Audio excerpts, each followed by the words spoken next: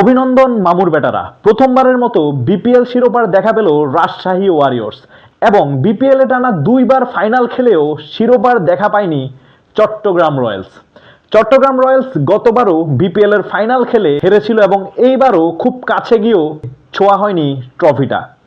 BPL ইতিহাসে Chittagong Royals কতবার যে সেমিফাইনাল খেলেছে, কতবার ফাইনাল খেলেছে, এই দিক দিয়ে হয়তো সেরা দল তারাই, সবচেয়ে বেশি সেমি অথবা ফাইনাল খেলার দিক দিয়ে, কিন্তু কোনোবারই শিরোপার দেখা পায়নি। আজকের পারফরমেন্সেও চট্টগ্রামকে আমি কোথাও খুঁজে পাইনি। রাজশাহী ওয়ারিয়র্সের দেওয়া 175 রানের টার্গেট কোনো মতে যে তারা চেস করবে একটুর জন্য মনে হয়নি। শুরু থেকেই ভেঙে পড়েছিল চট্টগ্রাম রয়্যালসের ব্যাটিং অর্ডার।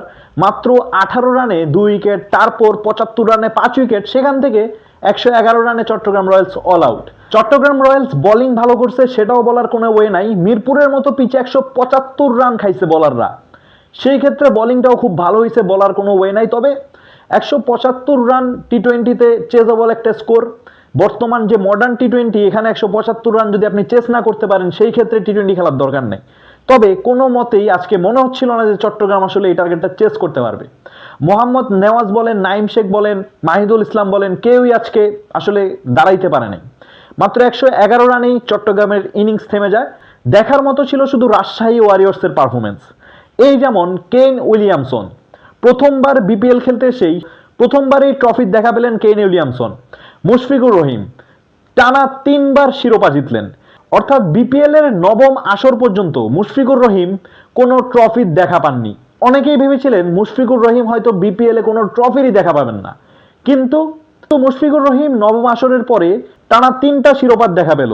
অন্যদিকে তানজিদ তামিম অসাধারণ একটা সেঞ্চুরি করছেন এবং তার ব্যাটিং নৈপুণ্যেই 175 রানের একটা বাহার সমান টার্গেট দাঁড়া করায় রাজশাহী ওয়ারিয়র্স। এবং আজকের এই ফাইনালে আরেকজনের কথা না বললেই নয়, সে হচ্ছে শ্রীলঙ্কান বিনুরা। 9 রানে 4 উইকেট, অসাধারণ বোলিং করেছেন এবং সত্যি বলতে চট্টগ্রাম রয়্যালসের ব্যাটিংকে বিধ্বস্ত করেছেন। বিপিএল এর শুরুতে তিনি বলেছিলেন বিপিএল তার জন্য একটি আদর্শ প্ল্যাটফর্ম।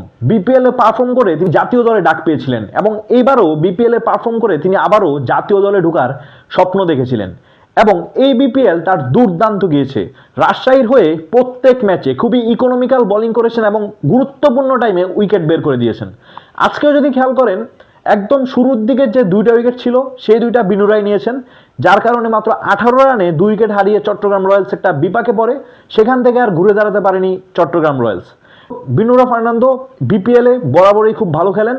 এবারের বিপিএলটাও তার কাছে হয়তো স্বপ্নের মতোই ছিল। সব মিলিয়ে ফাইনাল ম্যাচে রাজশাহী একক আধিপত্যই দেখিয়েছে বলা যায়। চট্টগ্রাম কোনো সুযোগই পায়নি, না বোলিংয়ে না ব্যাটিংয়ে। সব দিক দিয়েই আলোচনার কেন্দ্র হচ্ছে রাজশাহী ওয়ারিয়র্স। এবং চট্টগ্রামের যদি দেখেন সেই ক্ষেত্রে Shariful Islam tournament of the player হয়েছেন। তাছাড়াও তাদের পুরো টুর্নামেন্টে কিন্তু তারা ভালো খেলেছে। নাইম শেখ 1,10,00,000, অনেক আলোচনা হয়েছে তাকে নিয়ে। তিনি আজকে পারফর্ম করতে পারেন নাই, কিন্তু তিনি কিন্তু পারফর্ম করেছেন, পুরো বিপিএল এ পারফর্ম করেছেন। তাছাড়াও শেখ মেহেদি, আরও অনেকেই ভালো পারফর্ম করেছেন পুরো টুর্নামেন্টে। ফাইনালটা হয়তো তাদের ভালো যায়নি, ফাইনালে তাদের ভাগ্য কিছুটা সাউথ আফ্রিকার মতো, এই জায়গায় তারা চোখ করে।